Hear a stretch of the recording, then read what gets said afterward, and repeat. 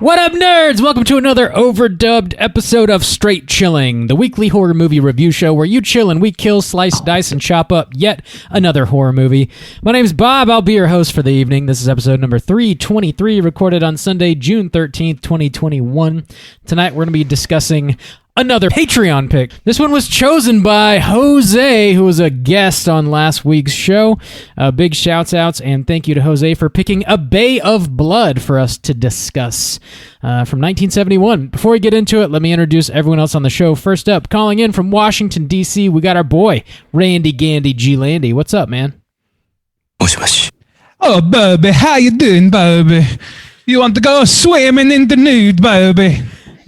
You know I always do. Is that your Italian accent? That's whatever that woman... I think that it was Italian by way of Germany, which ends up sounding Swedish in my Southern American dialect. That's the best I can do. Yeah. You are baby. That's an Italian voice actor trying to put on a German accent while speaking English for an American, for an English audience, for the English language. Wow, yeah, for an American. Yeah. That is some confusing. That's a lot of layers, and then I'm a piece of white trash from Florida trying to do that, so it's not going to work out. It's just not. You're from Northeast Florida. You're used to skinning asses raw with chainsaws. That's what I hear. Hell yeah, that's what I hear. Last but not least, calling in from my immediate left, we got our boy, Soju. What's up, man? What up, it's your boy, Miss Scusi Stains. I don't speak a lot of Italian, boys. That's about the only vocab thing. Is limited. The only thing we knew. Ain't you already been to Italy before? That's all we could say. I've been there. I know all the ancient history and dialects. Ancient history. What about recent history? Nope, don't know anything about that. All right. I'll get you a book. Thanks. What are you sipping on there, Juicy? Dude, Pepsi Blue from the fridge of Blurb. Pepsi Blue, dude. I drank this and it immediately tasted like Bob's 9th grade. You tasted my 9th grade? I did. I feel like that's probably not the most delicious taste, just on description alone. I then added some coconut rum to it to spice it up a scotch. I'm not going to lie. I mean, you'd have to. You would have to. My 9th grade probably tastes like dirty hacky sacks and those metal chain ball necklaces people used to buy from fucking Hot Topic. Oh, yeah. That's about what my 9th grade year tasted like. You're welcome. Let's jump into some housekeeping real quick. Here is another reminder. We got our July poll pick posted on our Patreon website. If you support us at the $5 level or above, you get the chance to vote on a movie we're talking about this July. The theme for July is Hot Blood Summer. 3 movies to vote between are Independence Day, Jaws, and I Know What You Did Last Summer. Bob, how are those numbers looking so far? Baby, how are those numbers looking so far? That's my boy Randu over there. Jaws is still in the lead. It is followed by I Know What You Did Last Summer, and then Independence Day. Jaws in the lead. Surprise, surprise. Mm-hmm. Yeah. Make sure to it's about to win its finest prize yet. A spot on this show. Us talking about it for 2 hours. Get your votes in before the end of June. We'll see what we're talking about this July. In other Patreon news, we dropped another mini cast. If you support us at the $10 level or above, you get access to a bunch of Patreon exclusive content. We got about 40 bonus episodes up there. Most recently, Juice and I were reviewing Mortal Kombat. Whoa, get over her. Get over her. Oh, God, yes. Come with me. That's the new Scorpion tagline, I think. Yeah. Oh, God. Yes. They retired. They retired. Get over here, and they're now employing. Oh, God, yes. Come with me. I've heard this. It's on. That's the E3 announcement. Take it to the bank. That's what right. Can I say? Look at the new compilation of MK footage coming to Straight Chilling YouTube with that pasted in. Sub-Zero just says, "Be prepared to be bedazzled" over and over. Yeah, and then he freezes you. That's how that goes. Oh my God! I might need to actually take the time and effort to put that together. Do it. That's just getting me good.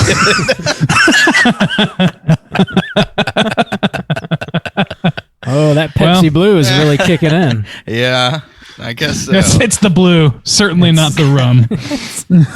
Blues over boys, right, Bob? Malibu, it's a Malibu. Malibu. Yeah.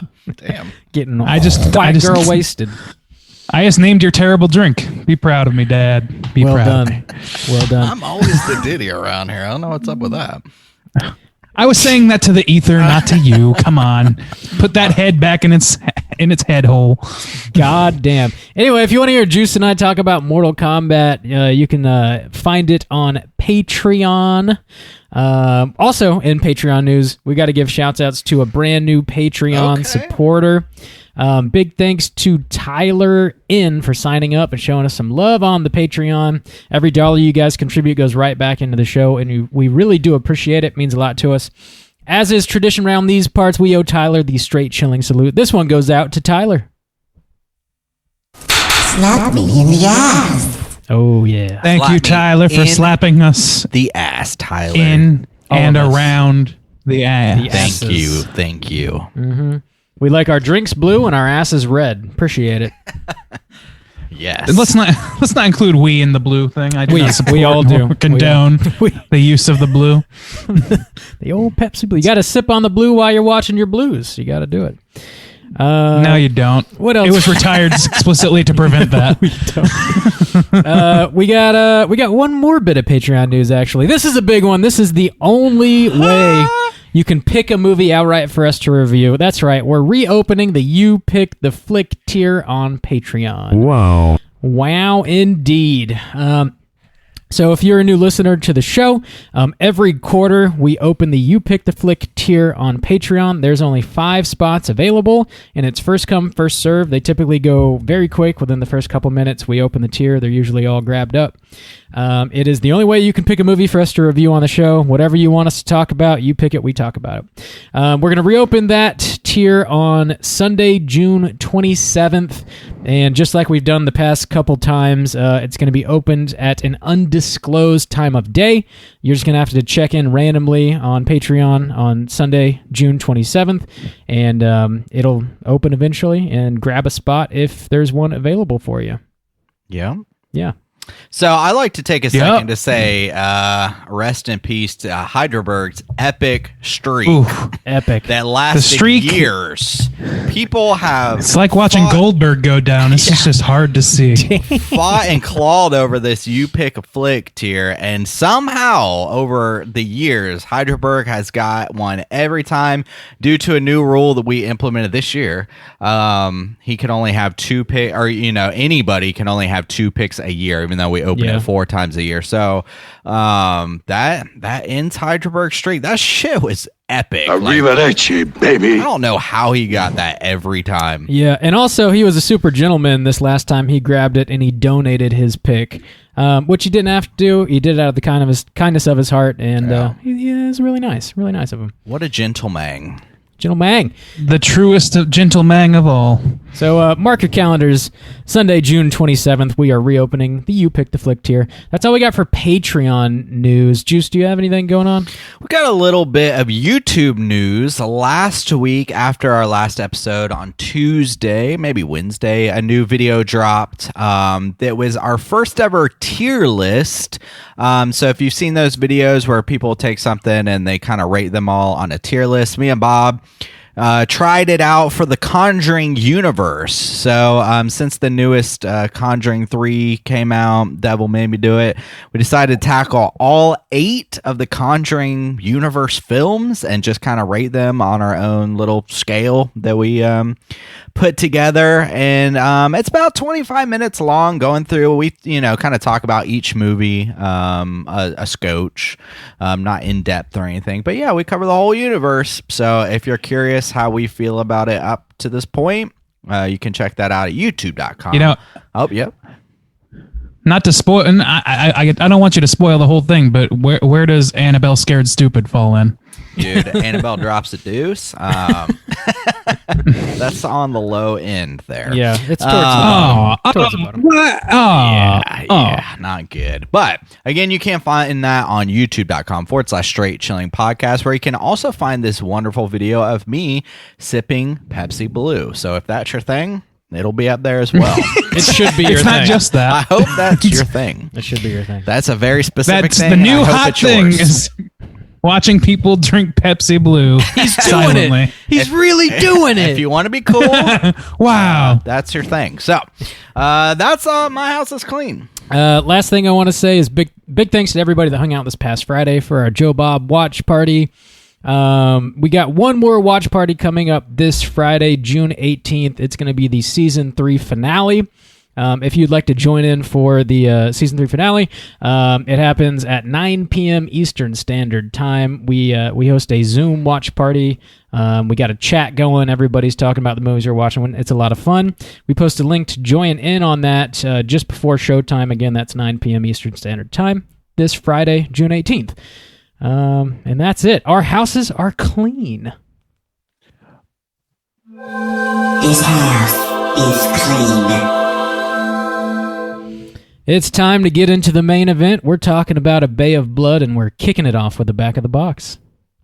What's on the back of the box?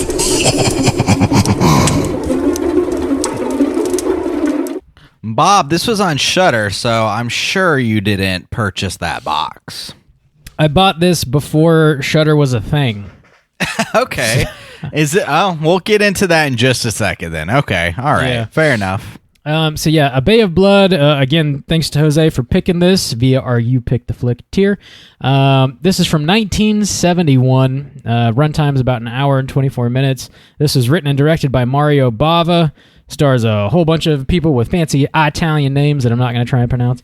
Giuseppe Zaccarelli is in this film. I saw that name and I was like, has anything more Italian ever existed than this name while a smiling yellow dune buggy drives a dude with a poodle haircut around?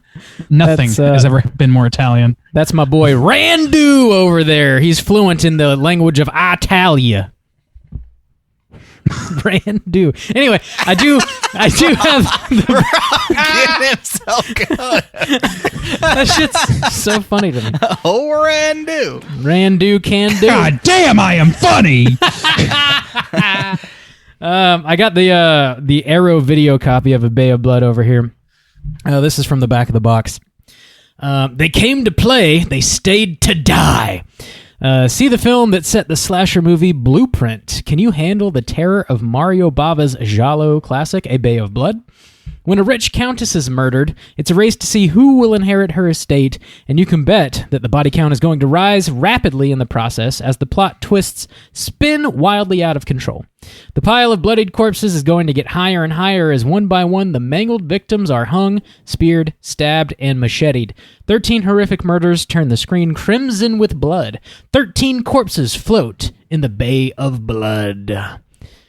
All right, General Bangs. Just giving away the ghost on the body count there. Yeah, damn. 13 murders guaranteed. I mean, if we're spoiling it for you at this point, I mean, this has been out a long time. It's been, long 50 years. Yeah, but this is not it's not Jaws. You know, this I is was not a movie that everyone will have seen. I was going to watch this movie called A Bay of Blood, and I didn't think there was going to be any murders in it. So Not 13. I assumed it was a term of art, you know? Yeah. Not really a... General Mangs, had you seen this movie before, and would you recommend people check it out? Randy, kick us off. I had not seen this before. I actually knew nothing about this. I had to kind of surmise things as I watched. I guess for big slasher fans, for big horror fans, I would recommend this. For general audiences, at least general audiences in America, I don't know how much they're going to get out of this unless they're looking at it from a historical perspective. That's where I'm at with it. Gotcha. Juice? This is a very particular flavor, and so I would recommend, if this sounds interesting to you, check it out. A blend of giallo slasher, giallo, a blend of giallo, slasher, and Scooby-Doo. If that sounds interesting to you, check this shit out, because those were the vibes it was giving me, which is not things that usually go together a lot. That's my Sea-Doo vibe. Giallo. Randu's riding the vibe. So, and we're going to get into some things about, historical influence of this and everything like that, which I think are particularly interesting. So, I would recommend in a general sense, but not a strong recommend. It's a very particular flavor, and, the time it came out has a lot to do with that as well. Bob. Yo. Would you recommend people check out A Bay of Blood, also known as Carnage, also known as, on your box, it says what, Bloodbath? Bloodbath, also known as Twitch of the Death Nerve. Yeah, all kind of names. That is the greatest fucking title ever. I love that. I didn't know that until I looked this movie up on Wikipedia or whatever after. Twitch of the Death Nerve is a fucking metal as shit name. That's pretty tight. Yeah, let me twitch that death nerve. Yeah, I'd seen this once before. I would recommend people check it out. If you're listening to this show, you're probably a pretty big horror head, and if you haven't seen this, I think you kind of owe it to yourself to watch it. This is like a very influential movie. I think it if you have an interest in horror history specifically, you're going to get a lot out of this. It's not the most fun watch, but I think if you want to know kind of where a lot of the classics came from that you probably do enjoy watching, this is going to help inform you of that. So I think, I would recommend checking it out. Faux show. Real quick, I want to give a shout out to Jose for picking this at this time, because it came out originally September 8th, 1971. So we're coming up really close on the 50th anniversary. And for a movie that's got some historical significance, especially as far as influencing just kind of the slasher genre, it really makes us look like we know what we're doing when you set shit like this up. Yeah, the 50th anniversary. That appearance is going to fade real quick. Nah. Just, shouts outs to my guy for trying to make us look good. Oh, yeah. Thanks for legitimizing us, Jose. We appreciate it. Indeed. Sounds like a sort of a lukewarm recommend, generally from the Straight Chilling crew. Let's go and drop the spoiler warning, and we'll get into the rest of the movie. Here we go.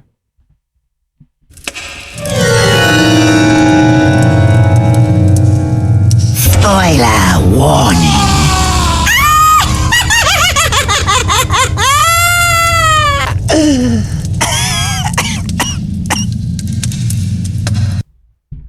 All right. I do have a plot synopsis typed up here. The plot sort of gets in the way of the story a little bit, so it might be a little tedious. I'll read quickly, try and get through all this. You're just aiming at being Joe Bob in the future, aren't you? It's true. That's short. Just straight up plucking that nomenclature out of his mouth. Hey, he's right. Be your own man. He's right. You know what? Come up with your own shtick, damn it. All right, what kind of Randu. food can we I've expect, got hundreds Rob? of them you can borrow. Thousands. Maybe. Let me get in this. Let me get all up in this real quick. All right. The movie opens up with an older wheelchair-bound countess by the name of Federica Donati. She gets hung by her husband, Filippo Donati. Filippo is then stabbed to death by the Countess's bastard son, Simon, and the body is dragged away. We're then introduced to Frank Ventura, the real estate mogul. He's having an affair with his secretary, Laura. Frank and Laura planned the Countess's death with Mr. Donati in order to take possession of the bay. Frank is going to meet Mr. Donati to get some finalized signatures, and he doesn't realize that he's been murdered. We then meet 4 college-age kids that are exploring the abandoned buildings around the bay, and they are soon killed by Simon after one of them discovers the floating corpse of Mr. Donati. Ventura eventually strikes a deal with Simon, offering him a large sum of money if he will sign the documents handing over the land to him, since he's now the rightful heir. However, the Donati's estranged daughter, Rennie, then shows up with her husband Albert and their 2 kids in an RV. Rennie and Albert are searching for a will, determined to take the land as their own. Ventura convinces Simon to kill Rennie, his stepsister. However, Rennie and her husband meet the Fassatis, who also live on the bay. and they inform Rennie she has a long-lost stepbrother named Simon. Rennie and Albert decide it's best that Simon be murdered. Rennie discovers her father's corpse on Simon's boat, and then she begins snooping around Ventura's house. Ventura attacks her, and she stabs him in the femoral artery. Mr. Fossati witnesses the attack, tries to call the cops, and he's then strangled to death by Albert. Rennie then decapitates Miss Fossati, just to wrap up all the loose ends. Ventura's lover, Laura, comes to the bay to hang out. She shows up and she's murdered by Simon after he realizes that she and Ventura convinced Mr. Donati to kill his mother. Simon is then murdered by Albert. Ventura shows back up and is finally actually murdered by Albert. Rennie and Albert are then the only surviving players, and they return to their RV only to be shot to death by their son with a shotgun, who mistakes the weapon for a toy. The kids think their parents are just playing dead, and they run down to the bay to have a good old time. Roll credits. All right. There's a lot of shit going on here. Nothing difficult about that. Yeah. I'm so this is partly on me. It might be part on the movie too. There were like 3 guys in here who I had a really hard time telling apart. Oh my god. Same. Okay, 3? so it wasn't just me. I thought every man was interchangeable in this film, just about, except for Poodle. The bug guy looked distinct. Yeah, he And was then- the one. And the guys, I guess the younger guys who are teenagers. The 2 younger guys, 'Cause they mostly were all younger stay guys together. with different haircuts. Yeah. But when people are like showing up out of the shadows and stuff like that, and there's supposed to be some twist about who's doing this and who this person is, I was like, which guy is that? I really was having a hard time. We also, I guess, and the bug guy was easy to tell, I guess. so the bug guy Facade. was easy to distinguish. Oh, I missed that. Okay, yeah. we're like introduced to Ventura, but we don't know that's his name, and then we hear these people talking about Ventura, and you're like, who the fuck is Ventura? And then halfway through the movie, somebody calls him Ventura, and I'm like, okay, that's fucking Ventura the whole time. Dude, that was my experience with every fucking character in this movie. I had such a hard time with this movie. Like, plot-wise, I honestly, it really hindered my enjoyment of the movie, because I was trying, like, okay, this is a giallo movie. I'm expecting some sort of murder mystery or whatever. It's not followable.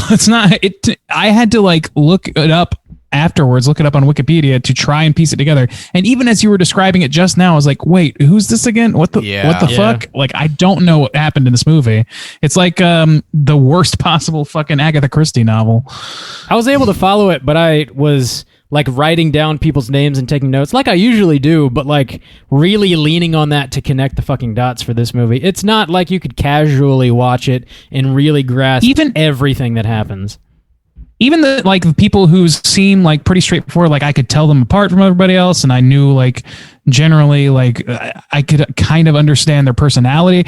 I didn't understand why they were doing some of the shit they were doing. Like it just, nothing was really well, like that above all really kept me from enjoying this movie to its full extent. I feel like they all want the land for themselves. Also, like when I read this was like a proto slasher movie, like who's killing who is like go ahead. When I read this was like a proto slasher movie, and you put it on, and then you're introduced to these like 4 kids who roll up in a dune buggy. You're like, okay, so these are going to be like our characters, and they'll have a good time and slowly get picked off, and that'll be kind of the story. But they get dispatched real quick, and then there's more characters that come in, and then more characters that come in, more characters that come in. Not just that, like the way they're introduced, like the guy who came from like, out of the trailer, I just had a really hard time, like, where did this guy come from? And there's some really cool things going on in this film. I do like the general vibe and flavor of kind of like the 70s and Scooby-Doo era and the mystery going on.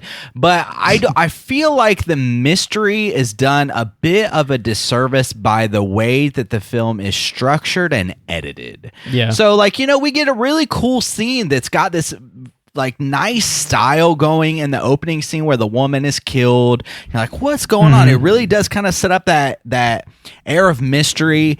And then it is interesting to see kind of these kids come in, because then you get these fresh slasher vibes that like haven't really existed at this point, or like that they're playing with and intertwining. But but it's intercut with this other kind of playboy guy who's sleeping with his chick, and then this guy comes in from the trailer out of nowhere, and also the bug guy and his wife, which was a weird choice too, because ultimately I didn't feel like that they served a whole lot of purpose. They were the red herring. Yeah, I guess, and they did some info dumps too. But I mean, I felt like that could have been done differently. I mean, ultimately, and they're like, I felt like flavor or they were a waste.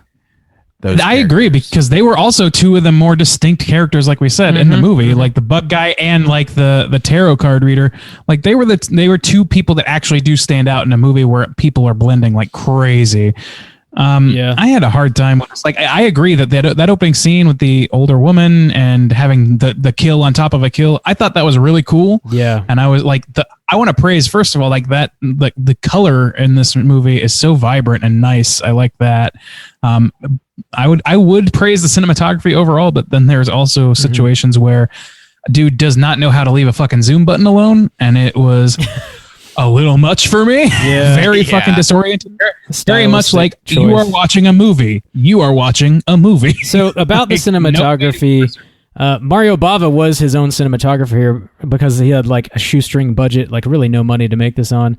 So like that crazy shit is him just playing around, like for the good and for the bad of it. Like that stuff I find kind of charming because it's very like, it feels like of the day, like of the 70s. I don't know if that's 100% true for like the rest of his movies, or if he just was trying it out this one time because he's the cinematographer. But the coloring in this movie is like really, really beautiful. Specifically that intro scene, man, that's the best scene for sure. That scene is the standout scene for me, and it sucks because that means it all goes downhill for me from that point on.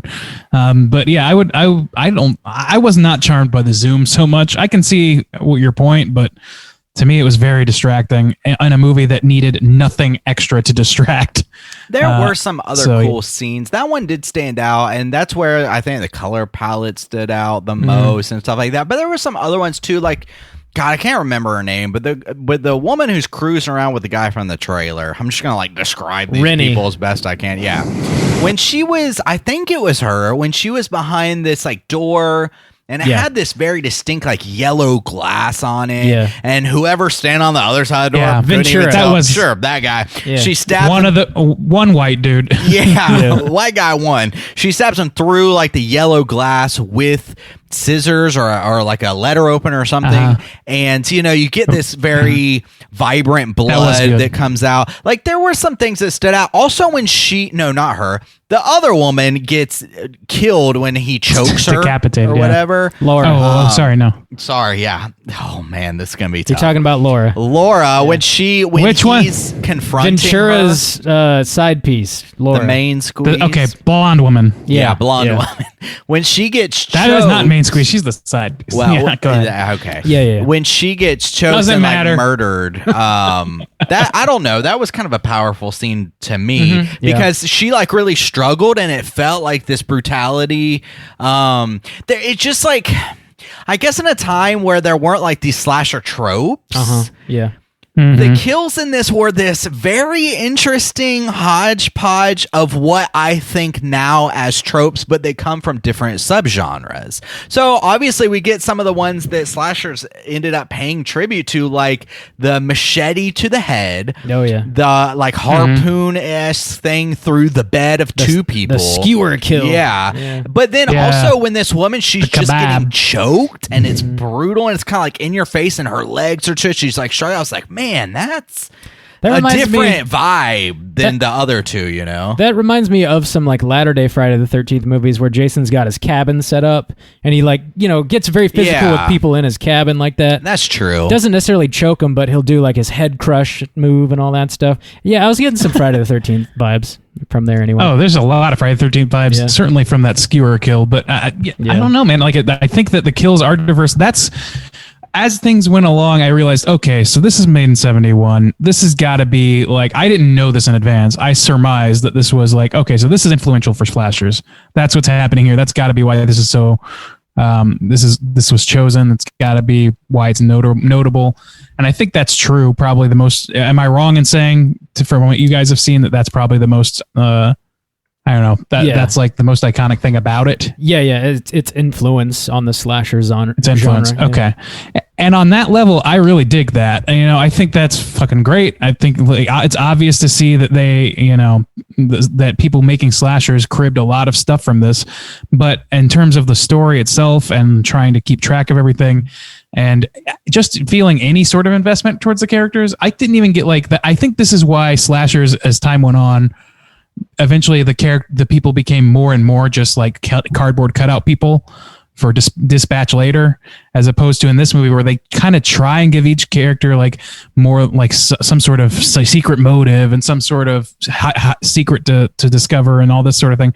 They don't really do, or at least for a while, slashers just didn't bother with that, because the important thing is that you get right away, you get the archetype.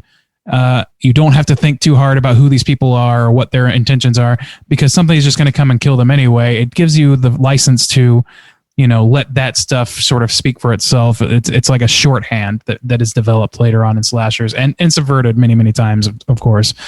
But in this movie, it makes it difficult for me to, even just having an archetype of a character. So like having like the virginal girl and the sexy girl trying to get laid or whatever, and the guy, the cooter, and everybody else. Having those things makes it really easy to just jump in and be like, okay, this is our cast of characters. How are they going to get fucked with? We know generally how this kind of character might act and what their general motivations might be. We have to kind of figure that all out for each character in this big movie of a lot of fucking characters that keep just getting piled on top. And it makes it like less rewarding for me, like watching those kills, because I don't even have that bare bones investment. What I see for these characters is mostly just like, okay, this person whose intentions I'm not really clear on, who's doing things that I'm not really understanding, is getting killed. Okay. It just it didn't really work that well for me. It doesn't help that just about everybody in this movie is also a greedy murderer. Like, if you're trying to find somebody to really root for, you're having a hard time. It turns out that the only people that don't kill anybody are the facades, and they're the red herring, and you think they're the killer, so you're not really rooting for them anyway until they get murdered. That's and true. You find out they're trying to call the cops and do the right thing and stuff. But it's sort of hard to place yourself in this movie. You're very much out of it because there's nobody that you can really attach yourself to while you're watching it. Which that's a good point. Makes it even more difficult to follow because you don't have like a central focus point as you're going through the story. You don't have an insert character at all, or not an insert, but like you don't have a point of view character. Every scene seems to introduce a new point of view character, and within a few scenes, that person is dead, and you are like introduced or reintroduced somebody. Like the secretary woman, I thought that was just like she was only in the first part of the movie. They introduce her as like she's the side piece who wants more from Frank Ventura or whoever that was, and then I think that's all just there to show what a badass, womanizing, capitalist piece of shit he is. Yeah, that's trying to like take over this family's estate or whatever else. Like, I thought that was all she was, but then she comes back and she's like an integral part of the story in ways I still don't get. She's working two angles, and she has to tell the story partway through, and then has to tell it again or something, and then has to fight for her life like 3 times or some shit. It's just a lot. It's just a lot. It is a lot. Her and Ventura talk Mr. Donati into killing his wife, and then he's then killed by Simon, and then they sort of swindle Simon into killing off everybody else because they're going to give him a chunk of change. But then he finds out that Ventura and Laura were behind talking Mr. Donati into killing his mother. So then he turns on them. It's like a fucking tangled web of lies, man. It's hard to follow. Not just the tangle. So we're already confused by the people, like who's who and why did they matter to this property, to this family, to everything going on. How are they relating, like as far as lovers, and all the relationships get tangled up in that just general confusion. But also too, I didn't particularly like the way that the flashbacks were done, because it all kind of happened at the end, and I didn't like that. That I think that added to the confusion for me as well, because we're talking about people we saw in the very first scene. Like, even when they find the guy's body on the boat and stuff like that. It's like, oh yeah, okay, that guy. But they're all just names at this point, and it's hard. It's hard to tie anything to just general names. And at that point, his face is all bloated and like a squid's crawling over and stuff like that. I mean, so it's just. I think it's just set up in very confusing ways from a structural standpoint that makes it hard to care about the mystery aspect, which I think is unfortunate. Because I can see like this, again, like this Scooby-Doo aspect kind of going on that I find intriguing. Like, I kind of want to know what the motivations of these people are and why they're doing these things, but it just makes it so difficult that I just get confused. Yeah, exactly. It's tough to invest in anything when every character is fleeting, every intention is obscured by a couple layers of untold secrets later to come that are going to be told in ways that are themselves kind of confusing. It's just too many layers of confusion to really find me invested in anything except for the visuals for this movie. And even things like the audio in this movie, I maybe this is an unpopular opinion, but I did not like the soundtrack in this movie. And I don't know, I didn't get a blue. I guess I can see where you're coming from with the Scooby-Doo vibes. But I definitely didn't get that. The teenagers or whatever, the college kids, the young people were the closest thing to that. And that was like, they were like cartoon characters themselves, but the rest of the characters in this were too confusing for me to even ascribe cartoonish attributes to them. You know what I mean? I don't think it's necessarily for me. There was this, I think it was that first scene and how it was so stylized because you did have those vibrant colors. Also the setting of this movie and also the timing. This is something weird I'm kind of like learning about myself a little bit. Oh boy. Well. Oh dear. This kind of era, and I don't know if it has something to do with like the kind of nautical themes that go on in this too, but like it's the time this was shot because it's got this kind of like the way the film looks. Yeah, the hazy look. It kind of reminds me of that segment from Creepshow where the guy kills his wife and her lover or whatever, Leslie Nielsen bit with where it's like nautical themed and they come back from those. Yeah. It's kind of got that same kind of like haze over it. I think it's like it's a specific aesthetic look. I know it comes from this time, I think. It's like petroleum jelly on the lens. Yeah, I like it. And soft focus. I specifically like it paired with nautical themes, apparently, because it likes those two like pair together well for me. And so I like the opening scene and the setting and those things, that mystery surrounding it kind of reminded me of Scooby-Doo, because often in Scooby-Doo, you'll see him in like there's a haze going on, a foggy kind of place. They're got like a in an abandoned something, theme park, mansion, town, ghost town. Well, yeah. This is kind of so a ghost setting wise. I guess I could see that. It is, and the kids they find themselves in an abandoned house. Like they are whatever. They find themselves. Everybody in this movie actually breaks into houses. Is what's going on, and usually the same house. Yeah, whatever. Yeah. So they stop by an old abandoned gas station at first. Which when that happened, I was like, hey, that's a fucking slasher trope right there. They always stop at the gas station. Usually there's like an old coot out there telling them to turn around because it's cursed and they're going to die or whatever. That doesn't happen, but they keep lurking around and they find like an old abandoned club, which is really creepy and like moody. It's a really nice set piece. And then they break into Ventura's home, comes to find out, and it's like 70s out, like really swanky vibes, really, really cool looking with that glass door you already mentioned, Juiced, is in the house. So like the setting is really, really neat. When they're out on the bay, it just kind of looks like a bay. I don't know. It's not like really moody at all, but the buildings themselves are a lot. They add a lot. The interiors I like. I don't like the exteriors of this movie really at all. Like not that I hate them or anything, but like they really don't stand out in any specific way.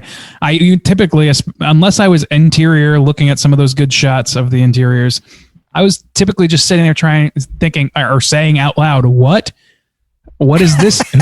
Who? Yeah. It was like I was very, very fucking distracted in this movie. So like for me, I didn't get Scooby-Doo vibes because I'm never confused watching fucking Scooby-Doo. I guess that's part of it. And as far as like the aesthetic goes, I don't know that it particularly spoke to me the way you're describing for yourself, but it wasn't bad or anything. And I can totally see your point. If they had leaned into something like that, or this movie desperately needed like a Poirot or some sort of detective character for us to follow around, somebody who we can discover things alongside. That's true. And That's whose fair, intentions are because not in question. we don't really. I think that's a good point that I didn't think about until now, because there is no like we jump from different people and they're already confusing to us. We already don't know their motivations. We don't. So really this person know their doesn't know what we already know, and we don't know what this person knows. And sure. So it's hard. It really is hard as an audience to have a streamline like down the middle to walk with the story. Yeah, that's a good point. That is a really good point. Thank you. Yeah. Well made, Randy. You did it, Randy. I'm sorry, it's Randu now. Randu can do. That is a hilarious joke, Randy. Oh wow. Thanks, man. You know, it just comes to me. Yeah.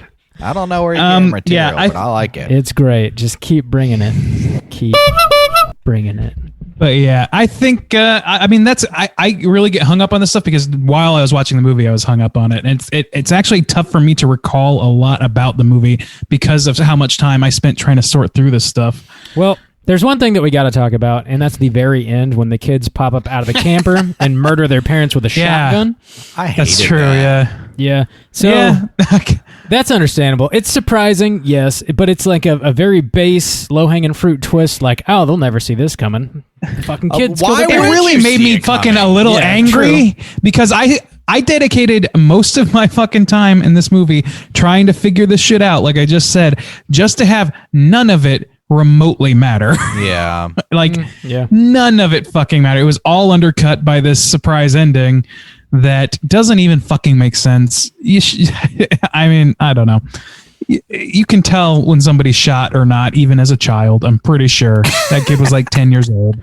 Yeah. And maybe they're just, I mean, as far as we know, the kids don't see anything that's going on around the bay because they're just chilling in the camper the whole movie. But maybe they're just like, their parents are shitheads and they've been murdering people their whole lives and they're just used to seeing violence. And they're like, well, you know, we're just imitating our parents. Let's pull up this gun and, you know, shoot our Maybe, parents. but like, do they murder people all the time? I don't know. Based on Yeah. everything I saw. None of I that. mean, Making in fairness, they seem to have no problem with killing people in this movie. Everybody Yeah. kind of jumps to murder as a natural instinct. Yep. Option Well, one. I don't know. That at all other times, it seems like. white guy 2 from the trailer.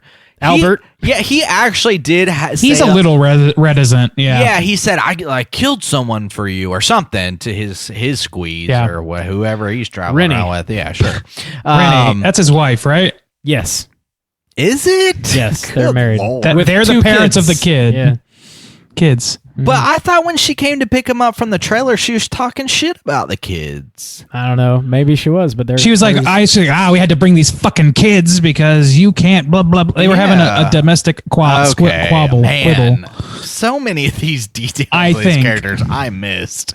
Yeah, but you're right, though. He was like reticent to kill, and he was like, I just killed a man. We should get out of here. And I was like, Yeah. okay, this makes the guy at least kind of have a character kind of distinctive from everybody else in this movie who has no problem with murder. Yeah. But then like 2 minutes later, he's choking out a bitch to death just because Rena or his wife or whatever told him to. She's like, now get in there and kill that guy. And like 2 seconds later, he's in there killing a fucking person. Albert kills. So he's not that reticent. Albert kills 3 people. I got this broken down so I wouldn't forget. He kills Mr. Fasadi, Ventura, and Simon eventually. I just you're clearly very upset about killing people. And Rennie- Albert. That's why you're about to do it again. Rennie decapitates Miss Fasadi, cuts her fucking head clean off with a hatchet. So I like a lot of the kills in this, and during that specific scene, this is one of the pieces of editing I actually liked, which is when he cuts her head off, the kids also drop like a vase or something that looks like a head, like a doll. Yeah, and it breaks, as if it were the head. That was a cool shot. I like that. Yeah, I didn't love it, but I didn't like that. Was at least that made that was a choice, and it made sense, and it was at least on a surface level of clever, an editing trick to be done. Some of the stuff, like Rob said, he said it seemed charming because it was just him playing, and then there'd be shots like that which seemed very intentional, and I liked the intentional shots like just fine, but some of that playing around really kind of undercuts that too. This movie has in my opinion, has a bad habit of undercutting itself, if not in one way then in the other. Anything that could be good, that I could really latch onto as being good about it, is eventually undercut somehow. The cinematography is undercut by the zooming and things like that. Yeah. The, tenseness of the scene or whatever can be undercut by the score. The characters all subvert at some point or another, and you're left wondering what the fuck like their intentions were the whole time. I don't know, man. It's really difficult from the standpoint of trying to watch a movie to solve a mystery, like a mystery movie, which is what this movie set up as, even though it eventually kind of like spawned other things. Yeah, I think a lot of... I don't know. Rob, yeah.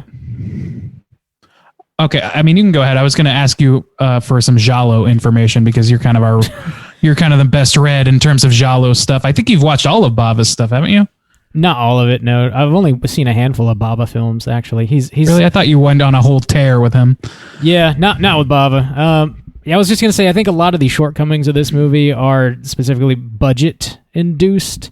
I think he's a really talented filmmaker, but being that he lives like a writer, producer, director, cinematographer, I think a lot of that was out of necessity. That's why he was wearing so many hats.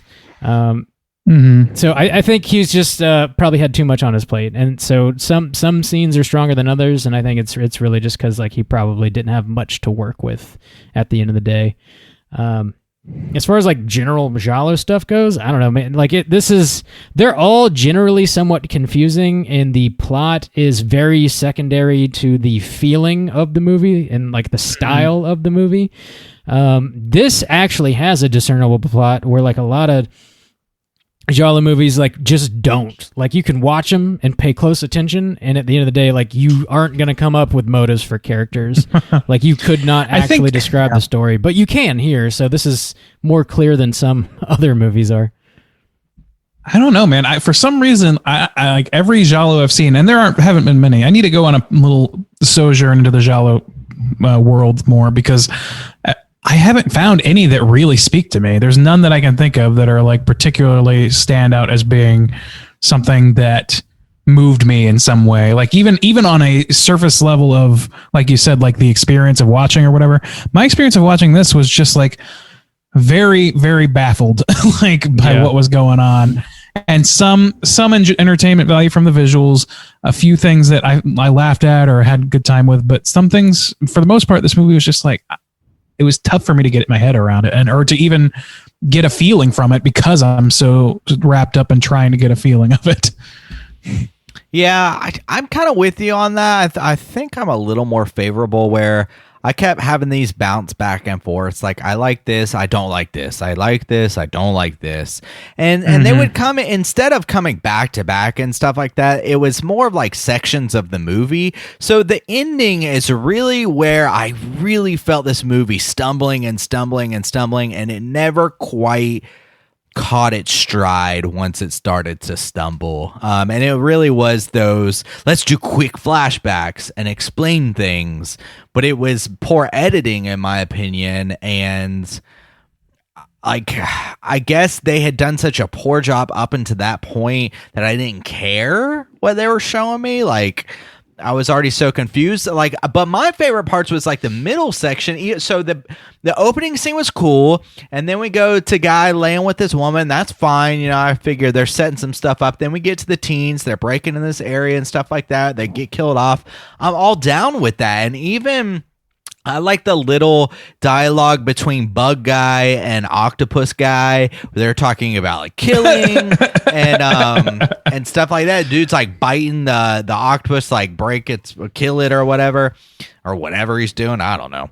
And then like even the discovery of the body and the octopus crawling over, like, so that whole middle section, like to the beginning and like the middle sections, I'm all down for, and it just starts to kind of fade and taper off as I'm like, well, wait, who is this guy? Who is that guy? And then there's this random flashback. I'm like, why does that matter? So to me, it was very much a back and forth, but it was like a gradient. Like this film has a gradient of like intrigue and like cool shots and like cool atmosphere, and then it fades into confusion and poor editing and stuff like that. That's how I felt about it.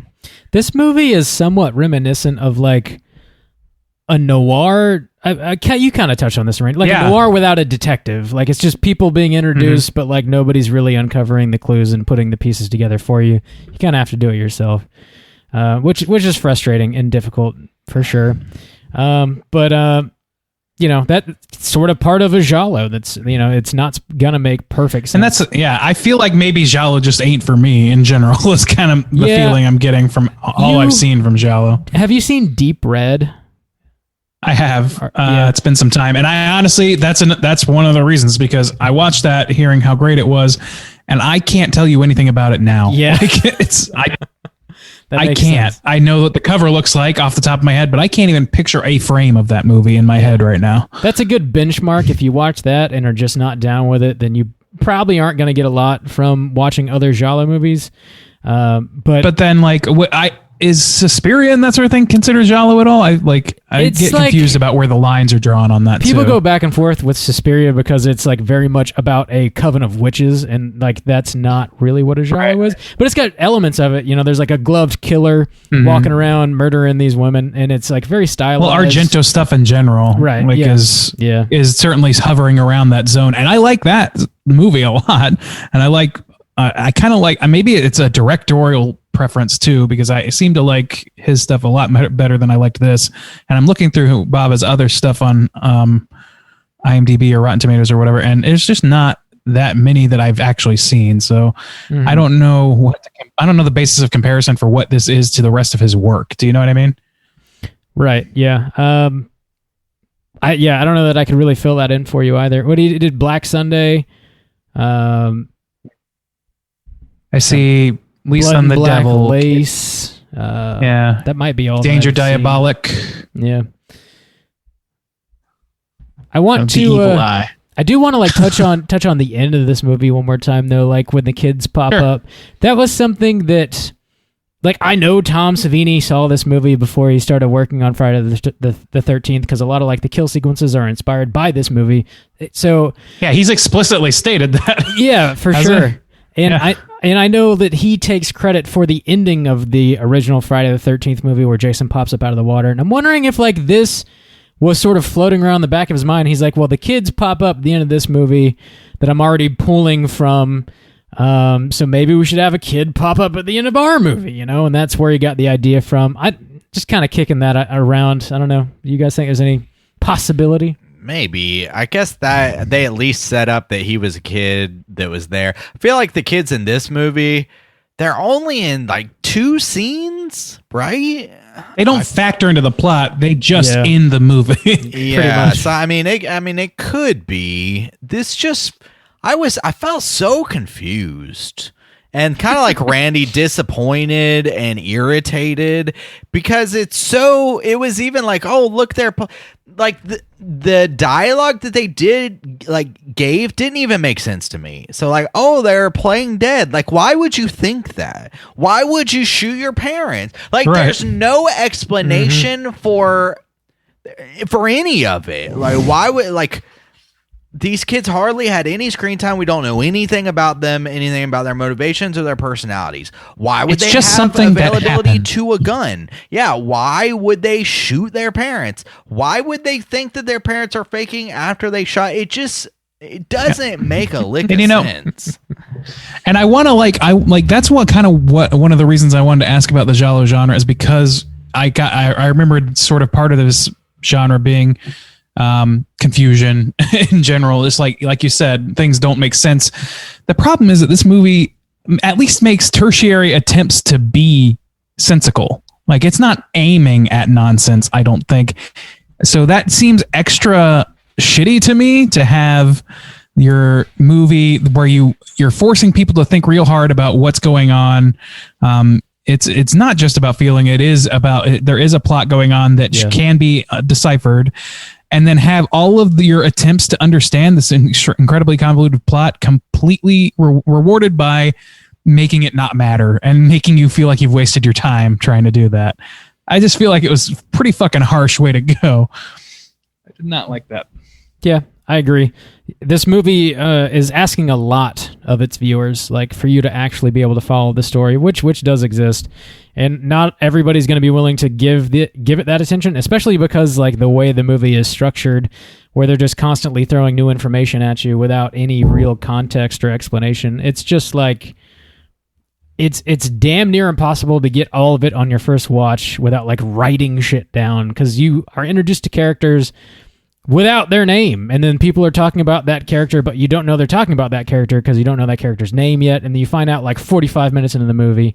It's just like very difficult to follow. Yeah, shit like that seems like no budget's going to affect that negatively. That's just the writing, that's a scripting, and that's a scripting and directorial issue. Yeah, and I think that, for somebody as celebrated as Bava, I feel like I expected more. You know. Yeah.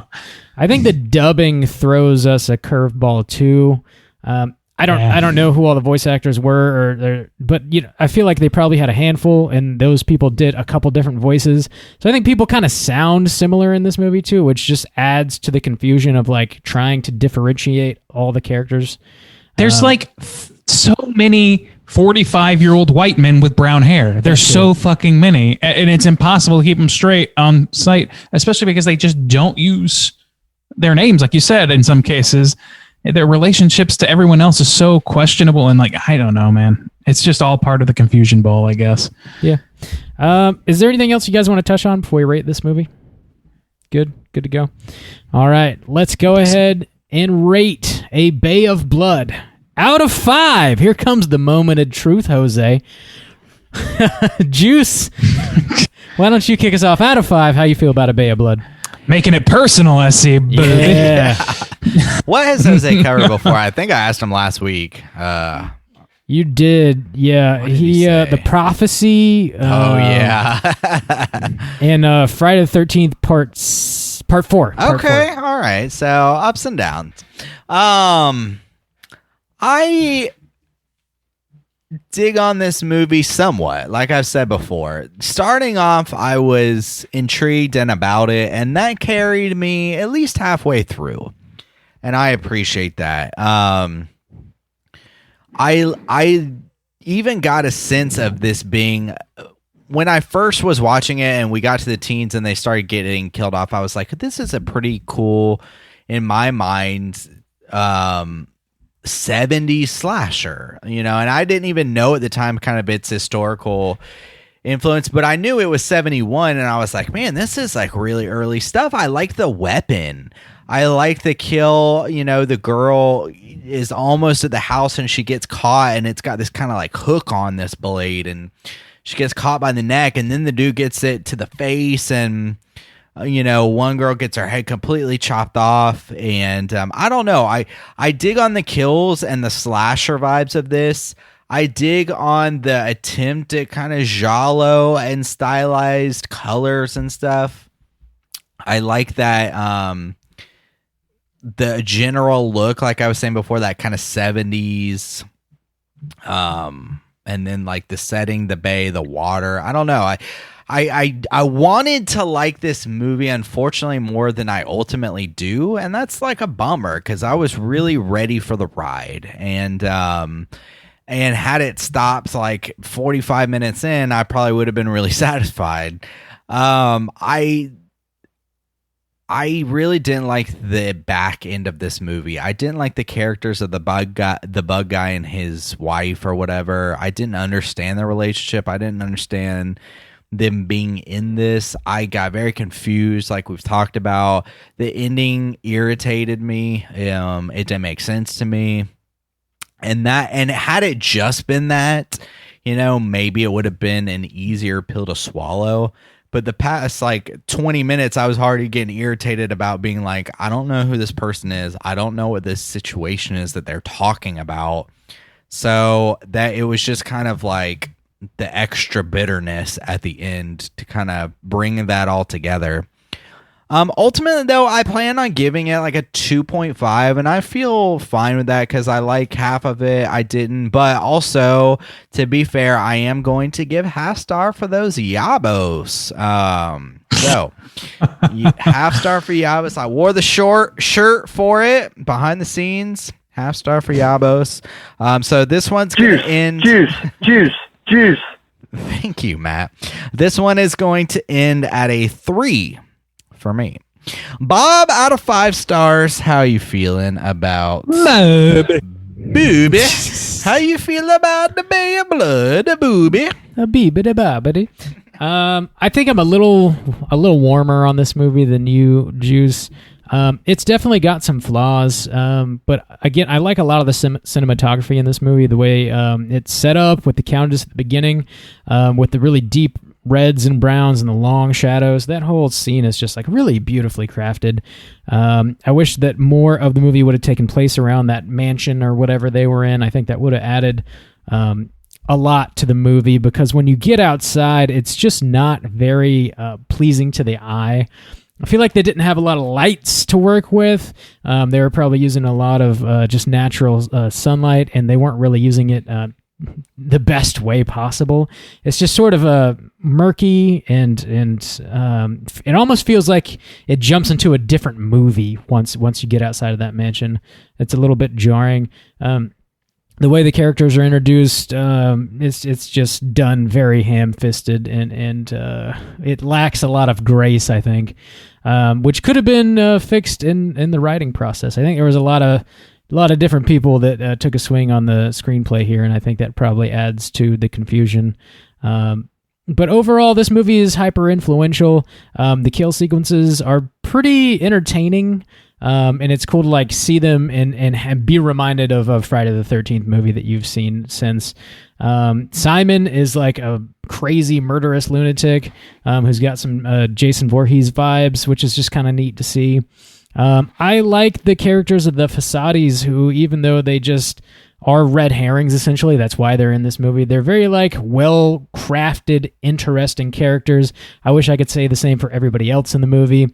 The setting is dope, though, with like the abandoned club and the old rundown gas station.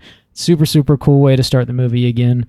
Overall, I think for the successes of this movie and the influence of this movie, I'm going to land on a 3 out of 5 as well. Okay. Randy's face when you said that those characters were well crafted was exactly how I felt. Yeah. It's like, I don't know what I thought they were interesting. Here's man. the thing. Well, Randy, I'll add to that. Yeah, well, to kick that off, I want to respond to that by saying, yeah, like, well crafted. No, I liked those characters better than others, but I think it's primarily because I could understand generally their archetypal purpose. They're a bickering couple with different interests that just want to undercut each other in every conversation. They're the Lockhorns. They're any bickering couple, basically. And I liked the Tarot woman because she also had a role as kind of like as the harbinger of doom, you know what I mean? So she had something of a role in that regard, even if she ended up just being fodder for the killer at the end of the day. I wish they factored into the story more than just as red herrings, because the other characters are not distinctive enough for me to care if they were killed. I wish that more of those guys were killed, and instead we had find out that the tarot lady, like, you know, sleepwalk kills or something ridiculous like that would have been better to me. I don't know. That's just off the top of the head. But okay, so yeah, I've railed on this movie pretty good, but I do want to add, and I want to again point out the things that I do like about it, and unfortunately they're kind of sparse for me. So the kills are kind of the standout. There's a reason that this movie has the impact that it does, and I think that has to be it. Like that's the big claim, if I had to guess, is that the decapitation scene, the skewering scene, the floating body, the machete to the face, all those things work really well. And there's just stacked bodies. There's plenty of gore and blood. And like, obviously, like if there's an impact to this movie, that's it. It's people in a secluded location getting picked off by a killer. It's not one killer in this case, and it's not even two killers. It's every killer imaginable because it's using the format of a murder mystery. But the problem with that is it's not a coherent murder mystery, and it's not displayed well enough for me to be invested in anybody in particular. Additionally, for the positives, I do want to again call out that it has some great color choices, some really cool interior shots. And I really like those sort of things. And unfortunately, those things are undercut by intense zooming and really just not a very distinctive exterior situation, at least not comparably engaging to look at to the interiors. Again, the bad ending, it's just that ending is just like a kind of a fuck you for trying to figure this out on your own. Like it just kind of, it felt like I was trolled at the end of this movie. It's just a hard to follow mess in the plotting to me. And even if you could decipher it, I feel like there would still be inconsistencies and problems with motivations and why somebody would do X or Y or Z. But I'll never know because I'm not going to watch this again to try and decipher those things well enough just to see the plot holes that exist even within the text of the film. That's just my instinct on it. I didn't care for the music, and this movie just really, really badly needed to have a point of view character for us as the audience to latch onto, or at least some way of discovering information that didn't mean we had to keep track of who knows what. Like when we jump over to the blonde woman comes back, all of a sudden she's there without knowing anything, but then all of a sudden she knows everything. And so it's just keeping track of all that shit is what bogs this movie down from top to bottom to me. I think, to your point, Rob, earlier, I think it was you that said the minute that they walk out of that mansion in that first scene, the whole game kind of changes and it starts looking like an entirely different film. I think that's totally true. I think that was absolutely the peak of my interest when I was watching this because that's by far the most intriguing and best looking and best directed scene. And it has no dialogue and it's just well done. And I just wish the rest of the movie was like that. I wish I liked this movie more because with its apparent reputation as being like sort of a trendsetter for the slasher genre, I don't know. I just wanted it. I wanted to like it more. I want to like it more based on that. But it was such a hard watch for me that I don't think I can give it much credit for it, or I can't grade on a curve. You know what I mean? Yeah. So for me, it's a 2-star film. 2 stars from Randu. Quick math is going to put our aggregate at a 2.6. Let's go ahead and jump into our Rotten Tomatoes segment and see what Arrivederci, baby. We're going to see what the critics and users think about A Bay of Blood. Certified fresh to death. All right, ladies and gentlemen, this is the Rotten Tomatoes segment in which I'm going to ask these two gentlemen to guess what they believe the aggregate scores are for this movie on Rotten Tomatoes, and that's both critics and users' scores. So let's start with the critics' score. There are only 13 reviews here, so not enough to certify one way or the other. It's an older film, sort of a lesser known film in America, I guess. And so it just doesn't have a lot to go off of. So keep that in mind. Let's start with Bob. Bob, what do you think the critics of this film aggregate wise? Now remember, and I got to remind myself this all the time. It's based on how many positive reviews, not a grade for the movie. Right. Yeah. I got you. I feel like this is hard, man, because it is influential, but also it's like not, I don't feel like this is going to be a crowd pleaser for critics necessarily. This is probably more for the fans, I think. I'm going to go with a 75, please. 75. All right, Soju, what are you feeling on this one? Oh, you just playing fucking Snake? What are you doing there? No, I was doing there was 13 critics, so I was trying to be mathematical about it. So I have my little calculator up. I'm excited for your I'm excited for your decimal point answer. No. Here we go. So, one more shot. You're doing math still. Just say a number, dude. All right, I think it's probably lower than what Bob said, which was 75. I'll say 62. 62. Right. Well, all that math did you dirty, Soju. It's actually an 85% positive. Should have picked my boys the 86 Project. Yeah, totally. They would The 86 Project. My boys. Damn, Bob Helsky to you. Bobby's going to take Thank that you. one. Thank you, Randu. That strikes me as an incredibly high number. Yeah, that is shockingly high. Yeah. I don't know. There's only 13. I guess it can be. The thing is, if you're watching this movie and reviewing it in today's day and age, which most of these reviews will probably be modern, I'm guessing it's because you already know it has some cred in some way. Mm-hmm. And maybe that leads people to be a little kinder to it. Or maybe we're just not men of the people, men of the critics, rather. Same number of reviews as there are murders in the movie. Coincidence? Whoa. Nah. Sure. I don't. Nah. Okay, Bob. No, there's definitely a connection, and Rob's going to explain what that is. I Go think ahead, there's Bob. a conspiracy here, Bob, and you need to get to the bottom of it. Oh, boy. Randu, continue. Oh, okay. We have an audience score next. The users, there are 2,500 plus user ratings on this film, and we're going to start with Juice this time. What do you think those 2,500 users think? Are they positive about this movie or negative? I guess. I mean, I feel like this is such an obscure movie that they're going to come out to support it. Give me the boys, Project 86. Project 86, the boy. Well, Bob, so you got the boys. What are you going to do? The boys. Man, this is tough. I think it's going to be lower than 86, but not like crazy low. Can I get like an 82, please? 82, please. You can. Well, you boys would have done better to go the comedy number because it's 63% positive. Oh, right. Bob, that's a hell skeet sweep. Hell skeet sweep. Yeah. Way to go, Bob. You really did it. You did it. You did it. He's doing it. Bob. He's really doing it. Yes, Bob. Yes. Yes. Yes. Yes, Bob. Yes, Bob. Oh, good guess, baby. Mikey here we really go. Mikey really likes the hell skeet sweep. Huh, That's Bob? not Mikey. Yes, it is. That's my boy Randu.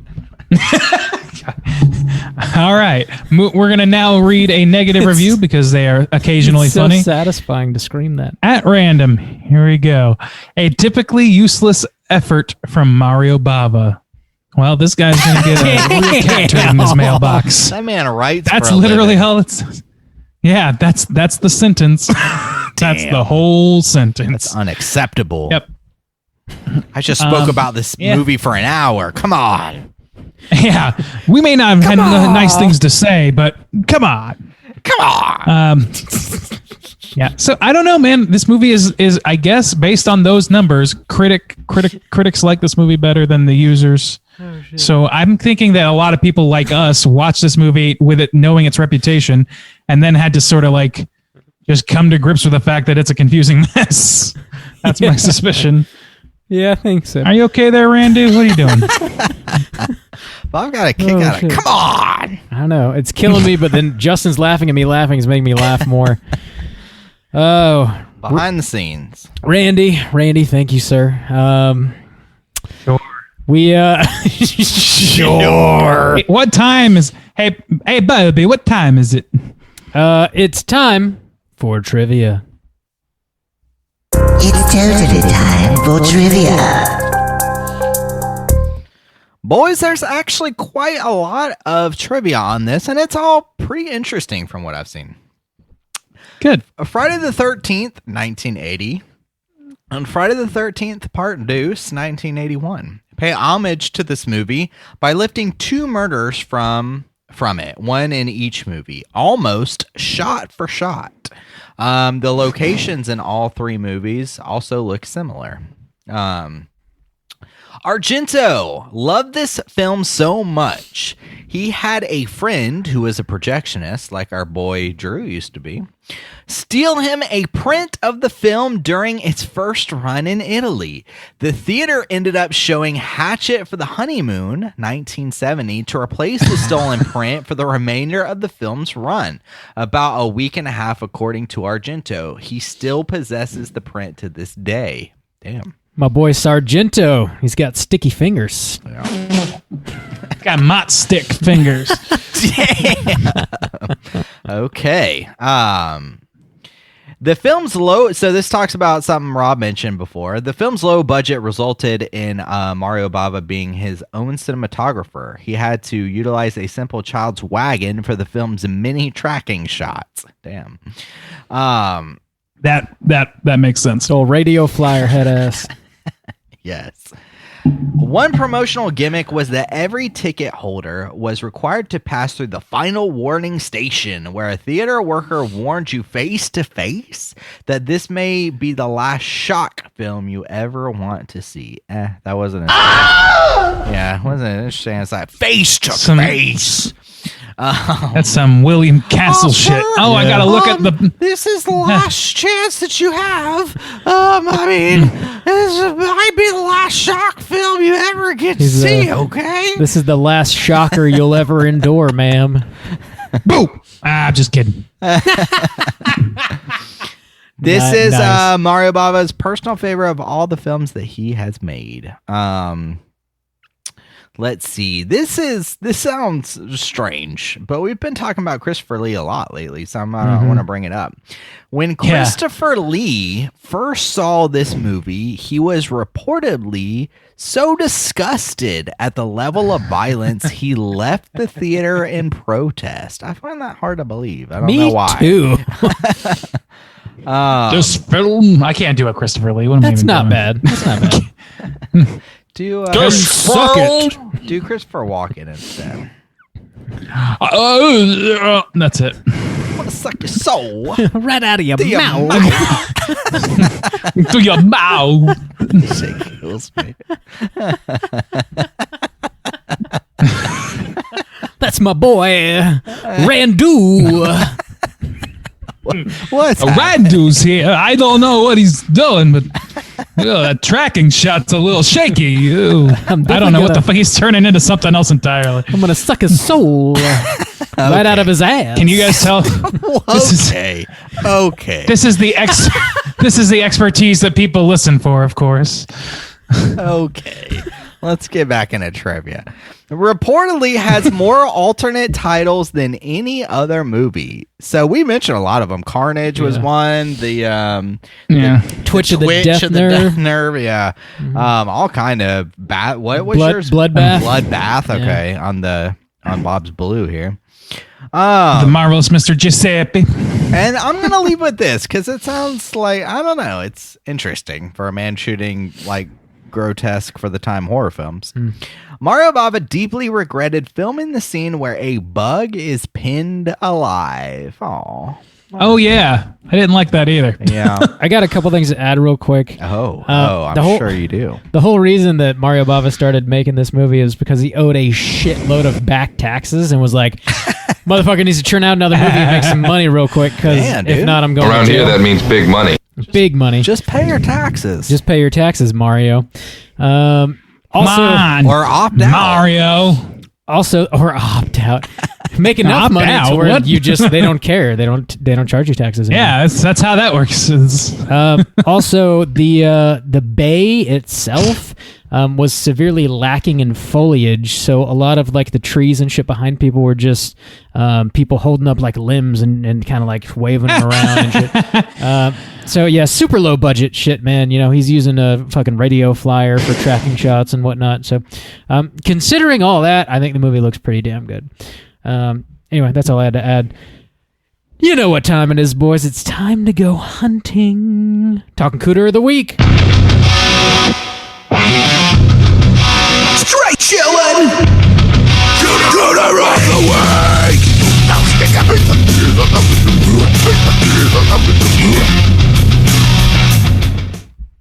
Juice, what's a cooter? Why do we hunt them? I'll tell you, this is going to be one of the hardest hunts in recent memory because all these people blur together. So we'll see if we can pick one out specifically. Well, Cooter is a character type and a straight chillin' exclusive. Cooter must hit 3 of these 5 points to be considered a cooter. We want the cooter with the most points. The 5 points are sexual deviance, manipulation, smug arrogance, overall looking attire, and overall patheticness. Boys, can anyone remember a character distinct enough to be considered a cooter? Do we have to go through all these fuckers? Who's the guy with the main squeeze? That's Ventura. He'd be my vote. That's who I was thinking. Frank Ventura.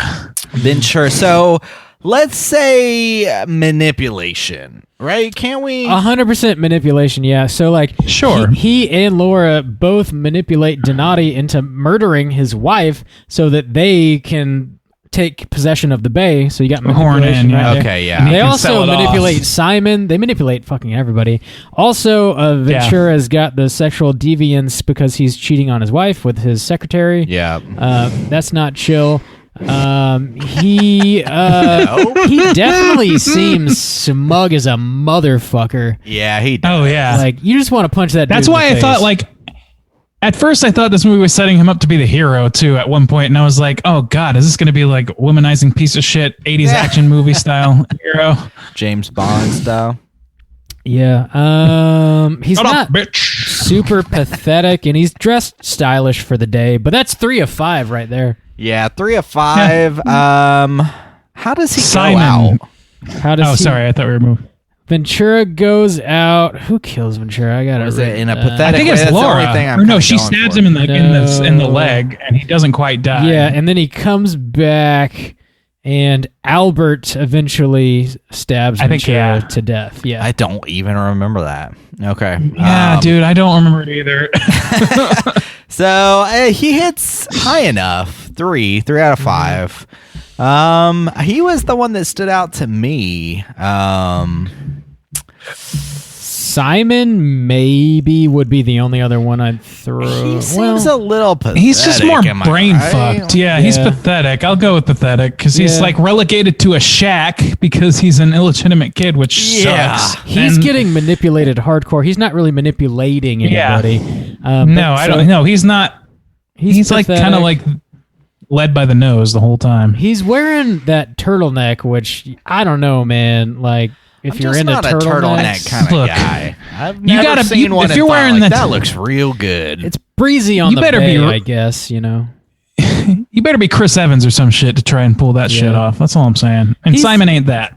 He's not very smug or sexually deviant, though. So I don't know if he's really going to cut it. I don't think so either. Ventura sounds good to me. Yeah. That seems like kind of a we can go with name. Fucking Ace Ventura. I'm just going to point out for Cooter detective. Got him. Yeah. Yes. Yes. Thanks. Yes. Connect them dots, baby. I'm really trying. Yeah.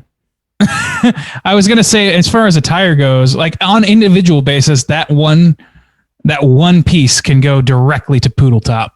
I'm giving it to him. He's getting a special award for that haircut. Oh, you're talking about Albert? Albert with the hair? Is that Albert? Yeah, I think so. Yeah. The guy who got the machete face? Oh, machete. Oh, you're talking about the kid? You're talking about the kid. Talking about the kid who has the poodle hair. Man looks like a human poodle. He looks like furry porn. Like he's. Also, am I crazy? Am I crazy? Some of the teens are pretty. Maybe Cooter lights. Yeah, we don't get enough. That one guy who just keeps like hanging around. whisking that one girl away. Mm-hmm, yeah. Like, get out of here. Yeah, but that other dude's just like also trying to get with the chick. I think that's weird. They're both weird. Yeah, she's about it. He's though. trying to horn in there. Never, like, it's weird though that there's she's a beautiful naked woman swimming right down the river. Nobody wants anything to do I with don't that. want to swim. Yeah. What are y'all doing? She's naked. Her name's Brunhilde.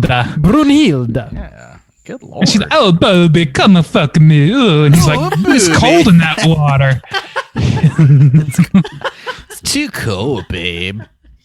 It's like, dude, he can't get, what he's not saying is he can't get in the water because he'll fuck up the perm. Not the perm. He's afraid of all them damn octopi down there squirming afraid around. of all the shrinkage in that cold water. That water's full of shrinkage. Oh, baby, your shrinkage is quite the master.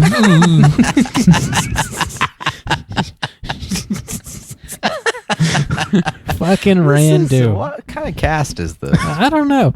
I don't know, man. We gotta keep trucking. We're gonna let our hair down. It's the social hour. We're talking about what we've been watching this week. Hey gang, what you been watching? This is like a drunk cast, but we're not drunk. That's what this is. Yeah. I'm like hyped up on sugar, probably. But I feel like maybe it's the I'm very that's sober. the Bob. That's the Jalo effect. It's too confusing, so we just devolve into gibberish bullshit. Just maniacal laughter. We're fucking psychotic. Randy, what you been watching? Randu, what you been watching? Well, I missed last week, so I do have a bit of a list here. I'll skip some of them. I finished up Sons of Sam. It's very good. And then I also just finished up The Confession Killer on Netflix as well, which was also equally mind-blowing. I thought that the two were more tied in together. Just somebody led me to believe that, or I misunderstood what they said, but they didn't. It was still very, very fascinating, though. And yet it's like two documentaries back-to-back where like the issues really seem to fall squarely on lack of good detective work, which is unfortunate.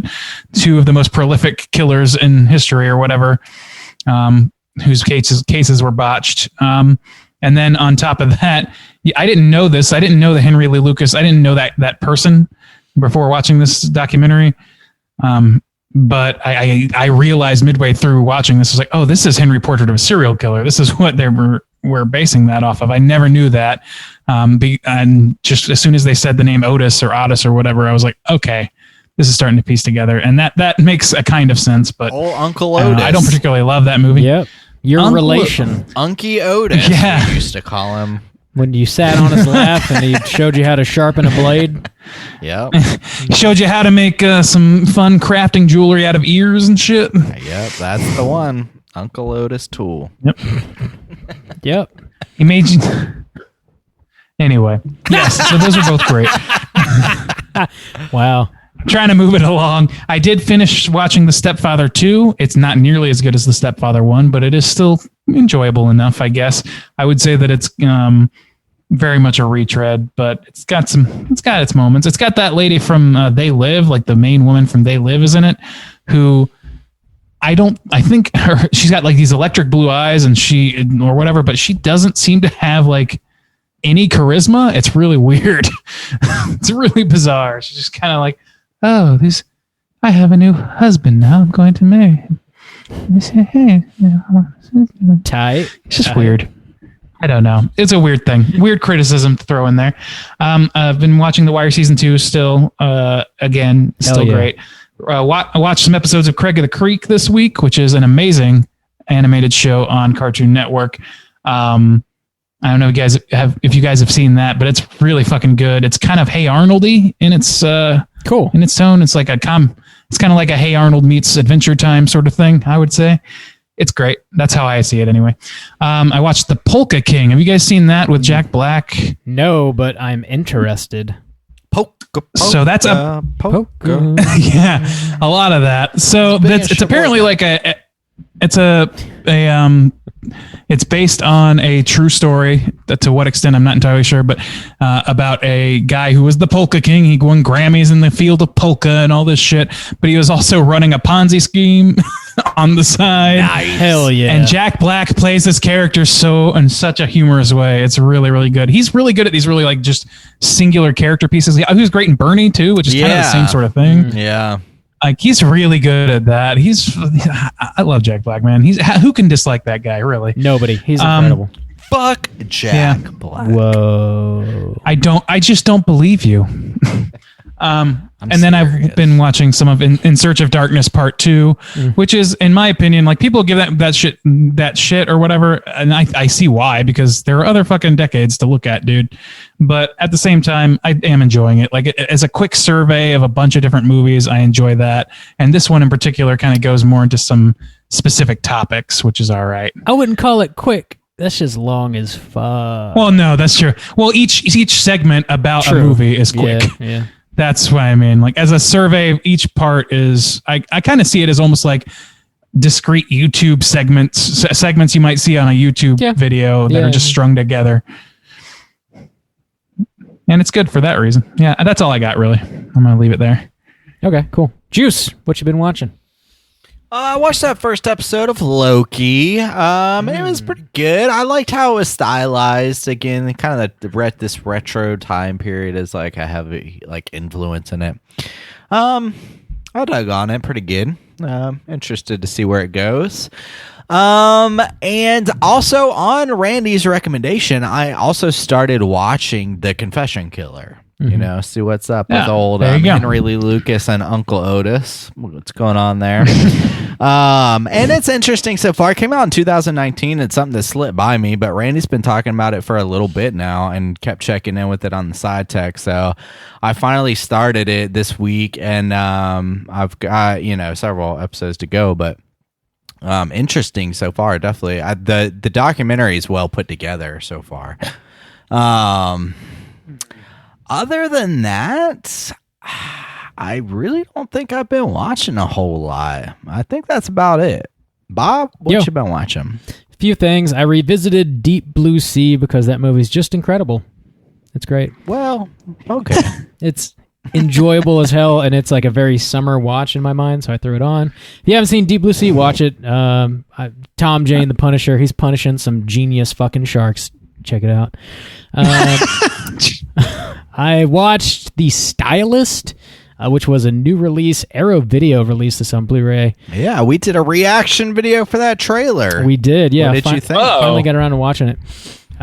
It's very stylized, man. Like the cinematography and the lighting, fucking really, really spot on. Dialed in, like definitely low budget movie, but you couldn't tell if you threw it on and watched it, man. It's a really, really well made film. The acting is solid. The only thing the movie's lacking for me is like in the script department. I just wanted it to be a little more beefy. I wanted to know more about our main character, who was a hairstylist and also a murderer. I just wanted more from her because she seems like a very rich character, and they just tease it a couple things. It left me wanting a little bit. Overall, definitely worth watching though. Pretty cool. Solid new release there. Pretty cool. That's pretty cool. I also watched this Nickelodeon this Nickelodeon documentary on Hulu that is called The Orange Years. Whoa. If you watched Nickelodeon growing up, you'll probably get a kick out of it. They get into like the origins of the station. They get into like the CEO is interviewed like at length. And she talks about all these ideas she had and like how she hired people and like how she hired creators and just the different creators are on there. Like the dude that created Doug is talking about how he came up with Doug and shit. And like it's just like really, really interesting to hear how all these people came up with these like crazy shows that I remember growing up watching. Is the answer to that he was depressed? No. I always think of Doug as like the Seinfeld of cartoons. That makes a lot I of always sense. liked Doug, but when you look back at it, it's such a weird fucking show that does like for a kid's cartoon. Yeah, there's I don't a know. lot It's of tough to put a figure on why, but there's a lot of dicey shit that they got away with too. That like Oh, yeah. I feel like you just really couldn't nowadays. But did they cover Rocco at all? yeah, they get into Rocco's Modern Life.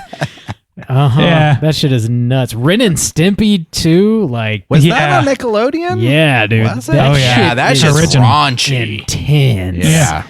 But yeah, they go all the way up to SpongeBob and then cut it there because that's when like the CEO steps down, and then it sort of evolves into doing other shit. But like it takes you from the conception of the network up to roundabout SpongeBob SquarePants.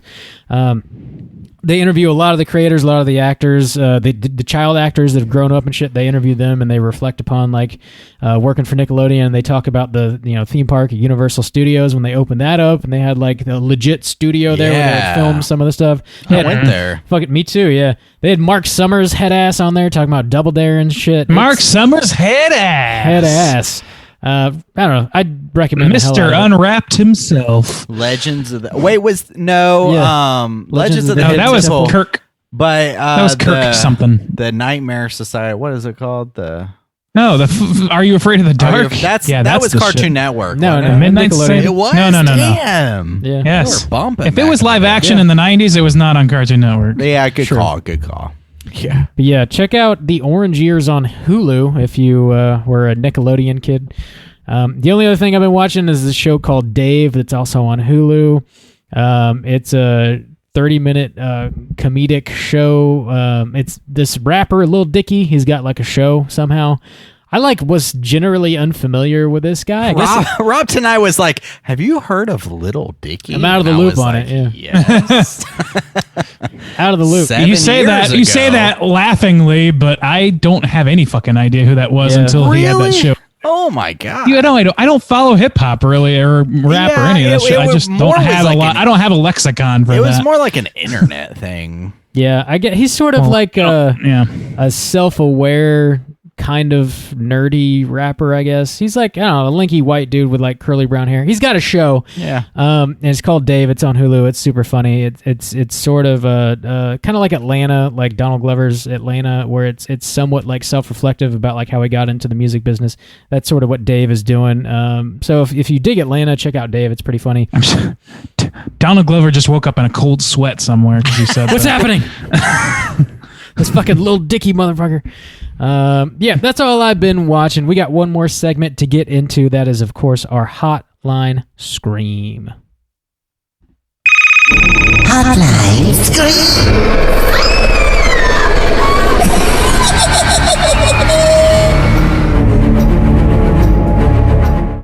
If you're listening and would like to call in and leave us a voicemail, you can do so at 904-638-3231. We got a few voicemails to play this week. If you don't hear your voice this week and you know you left a voicemail, don't worry. We're just holding it till next week. We got quite a few.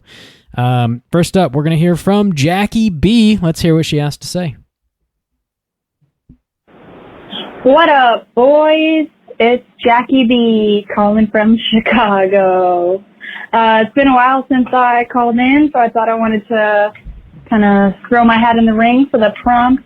I know I'm like a week late or so, but wanted to talk about my experience with not recurring dreams necessarily, but weird dream sleep habits that have been happening to me lately. One of which is I will wake up screaming or shrieking, which seems appropriate for the last year that we've all had.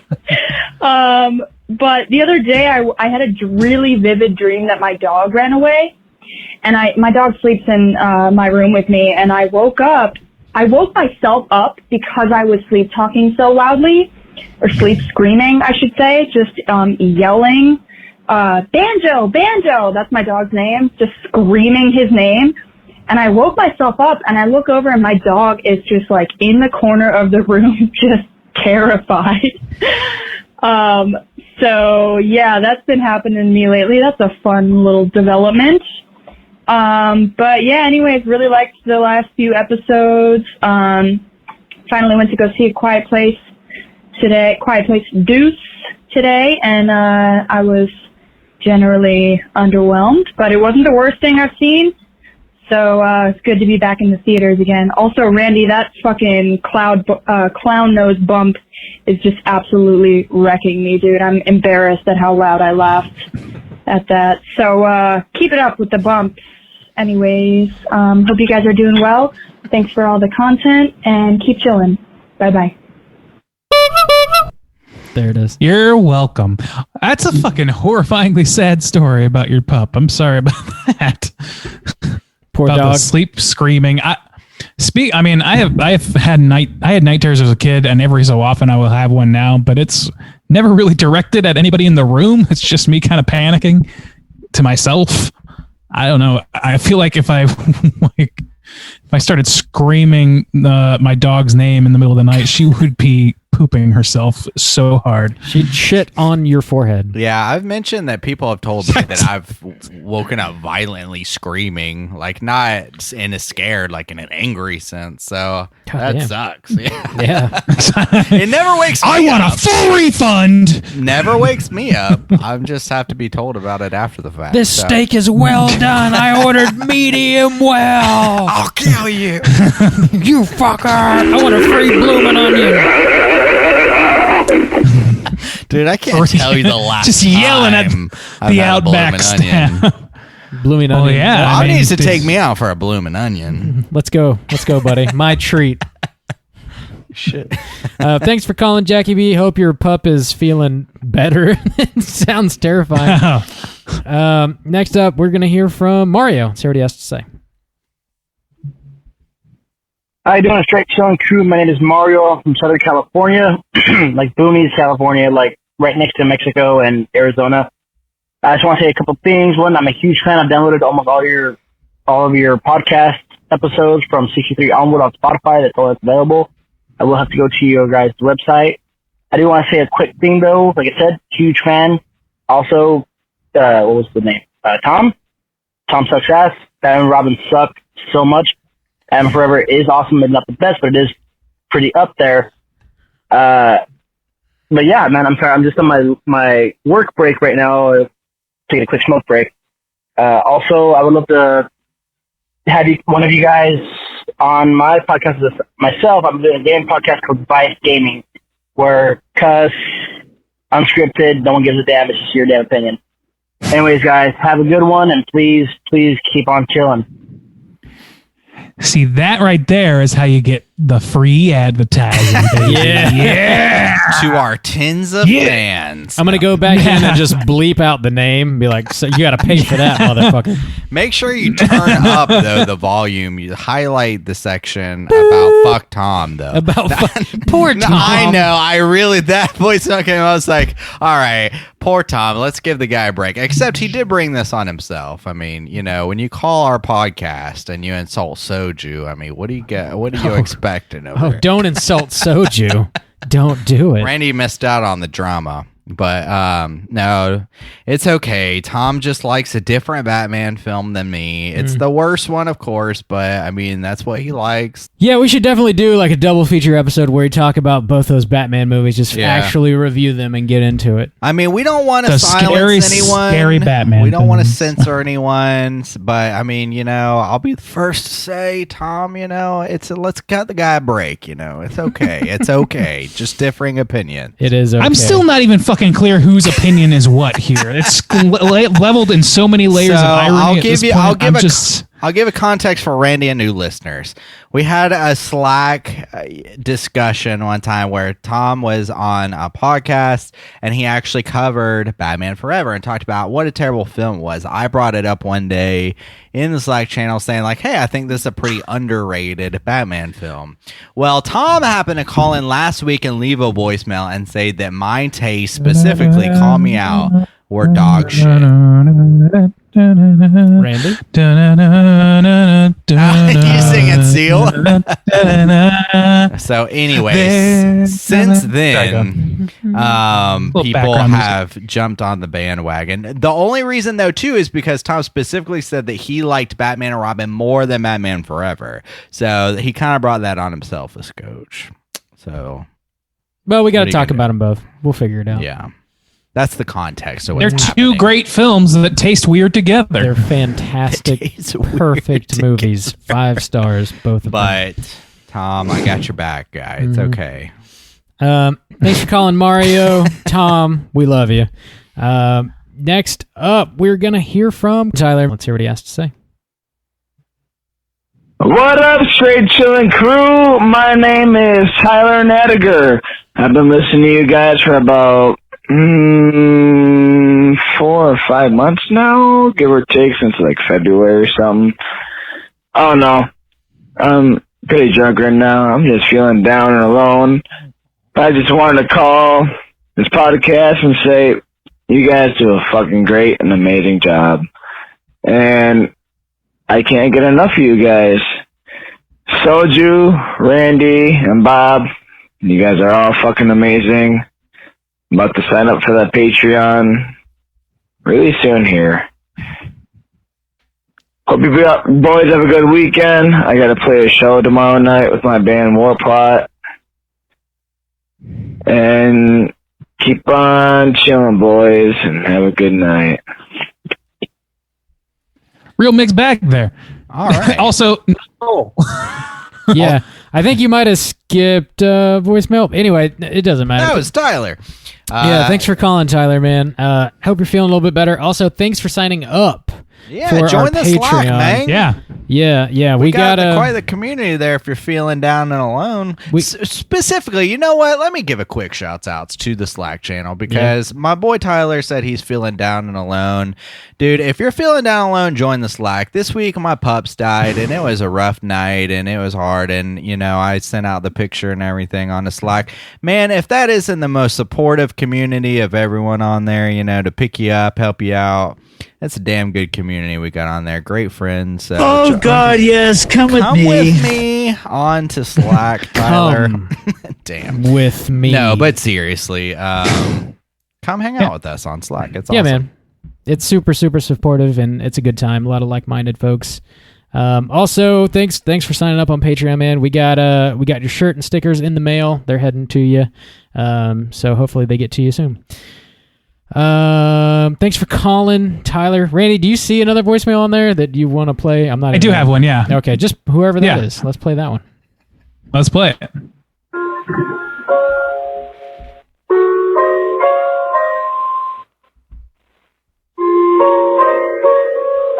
Good night, Bob. If I were asleep, I just want to say $75 because your ass is asleep 30 minutes into the second film. I love you, but I gotta go. Goodbye. Mm-hmm. Yep. Man, that was the quietest I've ever heard anybody be put on blast. I want more voicemails like that. Yeah. There's some production value on that, so thanks. Some alternate reality game shit going on here with that. That's creep out Bob as best you can. Let's see how well we can creep out Bob. It's really a low bar, but if you can demolish it pretty easy. If you can find a way to send holes through the phone, do it. Goddamn. That'd be send holes through the phone. Send Justin your holes through the phone. That's what he's. Send me your holes, says Bob. That's not. Bobby wants your holes. Send me your holes. Send Bobby your holes. Oh God. That's fucking Randu. The impressions this week are on point. All over the place. I believe that was a creepy ass Kyle talking about me owing him money for falling asleep during Joe Bob. At least he played me some night music there while he was creeping real hard. Did he say he owes you owe him $5 or something? Like 55, so a lot of money that I'm not going to send him. I don't know. I never made this bet. This is not a bet that I made. So you're welching on a deal is what I'm hearing. Yep. Randy, you got one more. Can you play it? Okay. All right, here we go.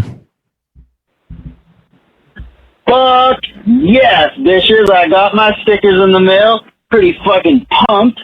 I just gotta figure out what I'm gonna stick them on now. I don't know what's worthy of them.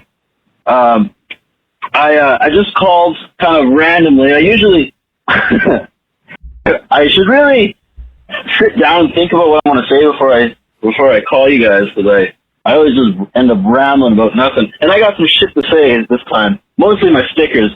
Thank you guys. That's awesome. I've been kind of missing in action lately because my second son was just born. And he was born with some breathing problems that led to digestive problems. So he was actually in the NICU for a little over a week.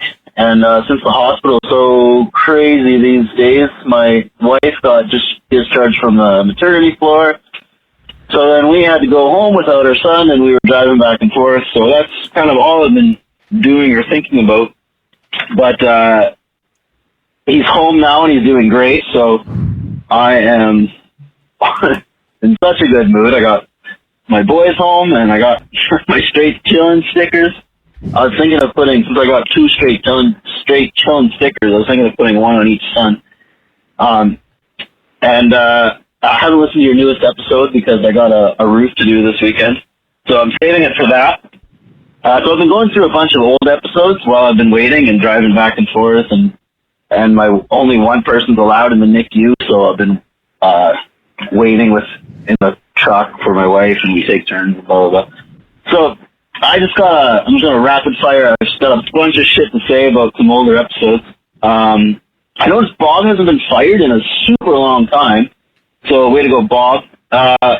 Randy, I really miss your fucking nonsense at the very last second of the episode. You used to just yell shit out. That was always killing me. Oh fuck, I'm gonna run out of time, I think. I've been watching, it's so funny to see like the development of the Cooter, because you guys will talk about it and you're like touching on some points. A big thing used to be, well it still is, but you don't talk about it as much, the guy you love to see die, guy or girl. I watched, it was episode 147, Planet Terror.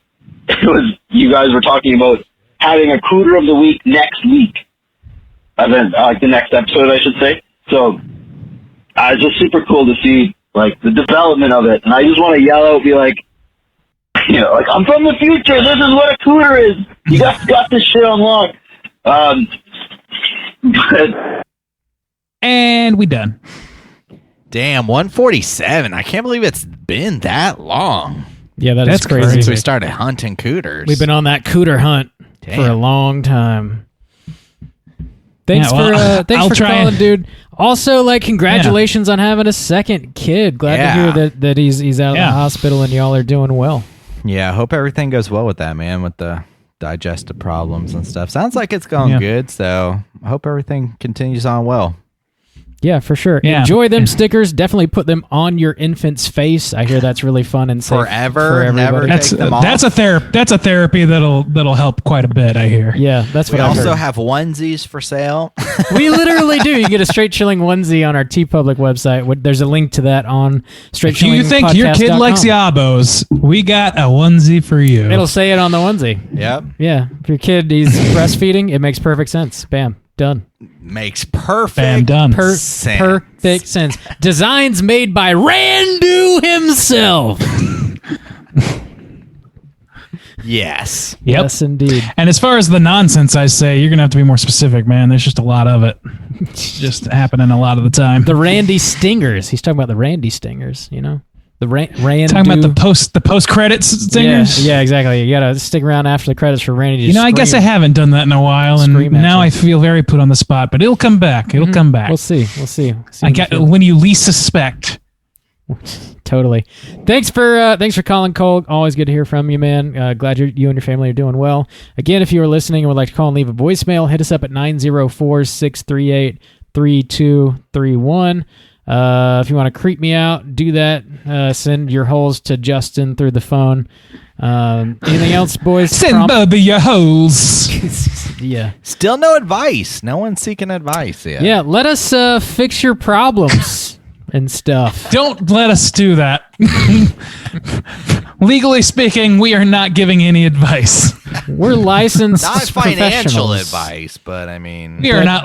It's for entertainment purposes only. Oh my god, am I going to be the fucking Bud Light commercial disclaimer guy at the end of this episode? Is that the stinger? Even though I can tell the future, it's only for entertainment purposes only. So I mean, let us entertain you. Yeah, and also fix. Let us entertain you with some advice. With some entertaining advice. Next week, we're going to have Dr. Ruth on to field your questions. Dr. Juice? If you're having problems, Dr. Randu says you can do. Call in. Fucking A. I'll take it. Bob, man, you are killing me this week. Nobody's a bigger fan of Rob than Rob. Hey, man. Hey. Bobby, you're on fire, my guy. Really just dialed in this episode. I'm just imagining Rob like slowly passing into sleep tonight, just still chuckling to himself. Randu. I promise you. Get out of my room. Why are you watching me sleep? As soon as this episode ends, Rob's going to say, that one was fire tonight, wasn't it, Juice? I was really on point tonight, eh, guy? Up top. Phew. You guys having trouble keeping up? Let's crack open a fresh Pepsi Blue Juice. Kick back and celebrate the greatest episode that ever was. Celebrate the way you do in 9th grade. Up top. You gotta do blue. That's it for this week. We're gonna be back next week with a brand new show. As always, we're gonna be talking about our final You Pick the Flick from the second quarter of 2021. This one was chosen by Simon. The movie is Butterfly Kisses from 2018, I believe. Butterfly Kisses. How many times next week? I'm actually pretty excited about this. I remember when he left a voicemail and talking about this movie and stuff, and then he finally got a "you pick the flick" and picked it. So I'm I hope I like it because he liked it a lot. Quite a lot, yeah. So I'm intrigued. If you're trying to hunt this one down, it's on Tubi for free, and it's also on IMDb TV. I guess you can watch movies on the IMDb app. You can find it on there. I think it's also on physical media. You can pick it up on disc as well. So it's pretty easy to come by. Pretty much everybody has Tubi, I feel like. You can find it on Tubi.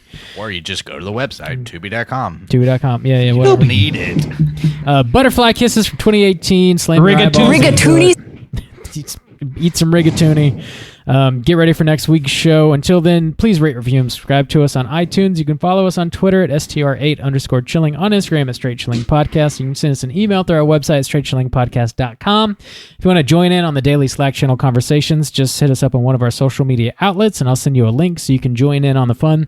Don't forget about Joe Bob Live Watch Party Season 3 finale this Friday, June 18th, 9 p.m. Eastern Standard Time. And until next week, as always, all you mother truckers, please keep chilling. Send baby your hoes.